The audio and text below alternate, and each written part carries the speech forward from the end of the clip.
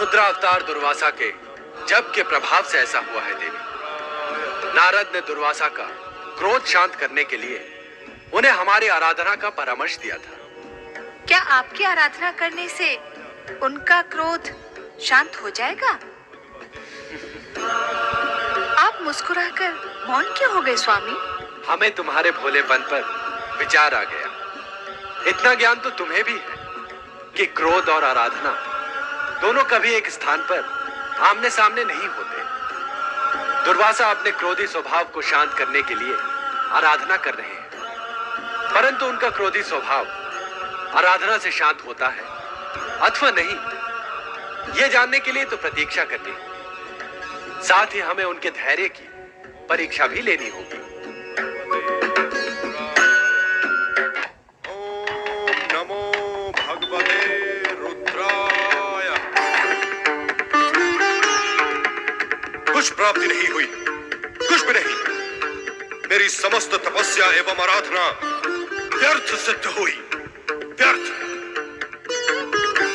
मैं व्यर्थ ही नारद के बहकावे में आ गया। उसने मुझे मूर्ख बनाया है।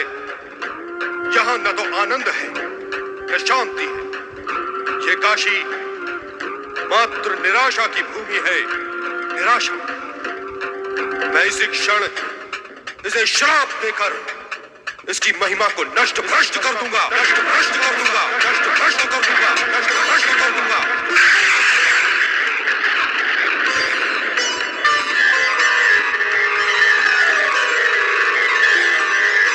सिद्धेश्वर शिवलिंग। रुद्रावतार दुर्वासा, काशी को शापित करने की शक्ति किसी में नहीं है। आनंद नगरी काशी को कोई भी शाप छू नहीं सकता, प्रलय भी इसे डुबो नहीं सकता। अतः तुम अपने क्रोध को शांत कर हमारे साथ काशी में रहने का आनंद बनाओ। मुझे क्षमा करें शिव शंकर। आप ही के रुद्र अंश से उत्पन्न मैं अपने क्रोध को वश में नहीं रख सकता और सदा श्राप देने के लिए उद्यत हो जाता हूं भगवान। दुर्वासा, तुम्हारा नाम शाप से ही सुशोभित होता है, परंतु शाप तभी दो जब कोई प्राणी विपरीत आचरण करे अथवा सत्य असत्य के विवेक को भूल जाए। तो अब मेरी तपस्या सफल हुई ना भगवान? हमारे प्रकट होने का यही अर्थ है।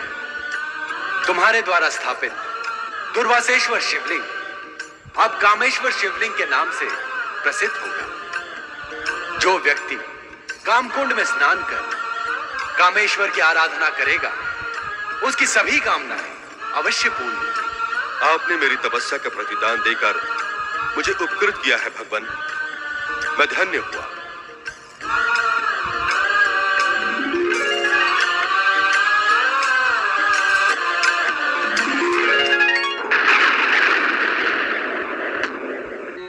जिस प्रकार ऋषि दुर्वासा ने महेश्वर शिव के दर्शन प्राप्त कर अपना जीवन धन्य किया, उसी प्रकार ब्रह्मदेव को प्रसन्न करने के निमित्त महर्षि विश्वामित्र भी कठोर तपस्या कर रहे थे, जिससे सर्वप्रथम देवराज इंद्र प्रभावित होते हैं। वे देवराज जिन्हें सदा ही ये चिंता पीड़ित करती है कि कहीं कोई दानव, मानव अथवा ऋषि अपने तप के बल से उनके सिंहासन का हरण न कर ले।